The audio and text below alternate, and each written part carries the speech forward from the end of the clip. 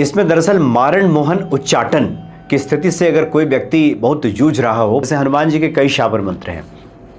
आज एक शाबर मंत्र की बात हम करते हैं जो आमतौर पे हमने गांव में प्रयोग होते हुए देखा है और खेल खेल में हम लोग भी देखते थे। जब भगत जी लोग इस तरह के मंत्रों का उच्चारण कर रहे हैं तो याद भी हो जाता था और व्यक्ति खेल खेल में भी इसका जपता था। इसमें कोई ऐसी नियमों की बाध्यता वगैरह नहीं होती है और इसके बारे में कहा जाता है कि इसके लिए माला की भी आवश्यकता नहीं है। लेकिन लगभग अगर 11,000 मंत्र आपने जप लिया है तो ये अपना प्रभाव दिखाना शुरू कर देता है। 11,000 आपने जप लिया है तो प्रभाव दिखाएगा और प्रतिदिन 108 की संख्या में, मतलब एक अनुमान है कि लगभग 10 मिनट जपा जाए तो 108 बार हो जाएगा। किसी माला की प्रयोग की आवश्यकता है नहीं इसमें, तो ये अपना प्रभाव दिखाना शुरू कर देता है। अब जैसे हनुमान जी का एक मंत्र है, ये रक्षा के लिए है, हर प्रकार की रक्षा के लिए।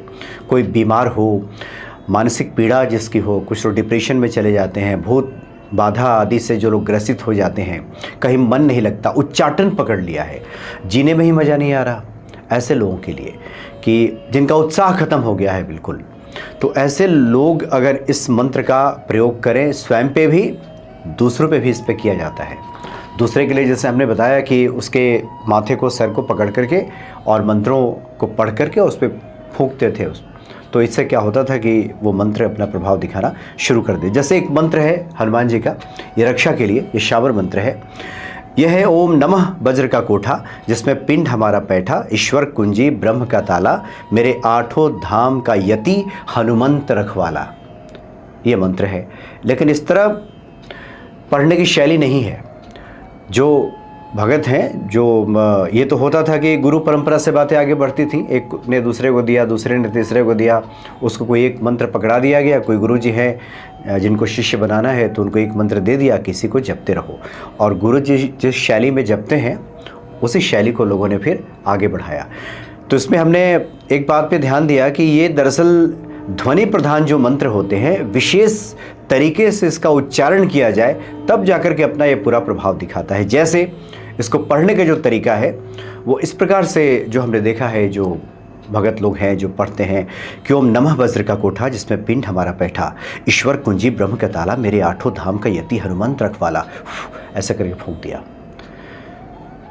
इसी स्टाइल में।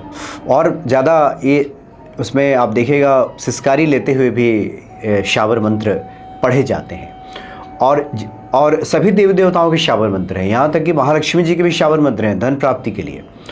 और ये बहुत जल्दी काम करता है, खासकर गृहस्थों के लिए बहुत जल्दी ये काम करता है। एक तो मिले थे एक व्यक्ति ज्योतिषी, वो बता रहे थे कि हम तो सबको शाबर मंत्र ही बताते हैं और जिसको जल्दी काम कराना होता है हम शाबर मंत्रों का ही प्रयोग कराते हैं और जल्दी से काम हो जाता है।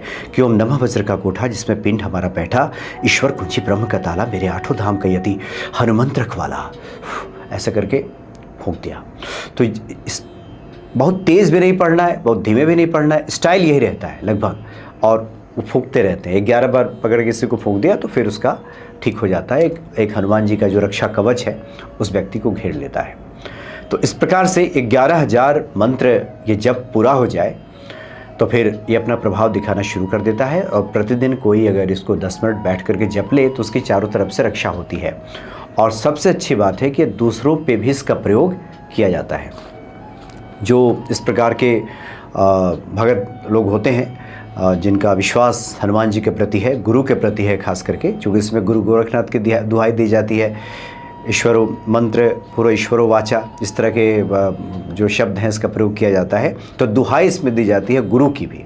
गुरु गोरखनाथ की दुहाई के बहुत सारे इस प्रकार के मंत्र हैं। चूँकि गुरु गोरखनाथ ने जो दिया तो उनके शिष्यों ने उनकी दुहाई देना शुरू किया कि उनकी दुहाई है, जो उन्होंने मुझे मंत्र दिया है ये मंत्र काम करे, ये दुहाई है गुरु गोरखनाथ की। इस प्रकार के बहुत से मंत्र हैं जिसको लोग जपते हैं।